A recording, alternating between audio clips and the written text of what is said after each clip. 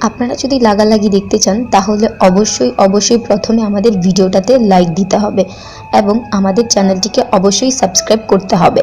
এরপরই ঘাপা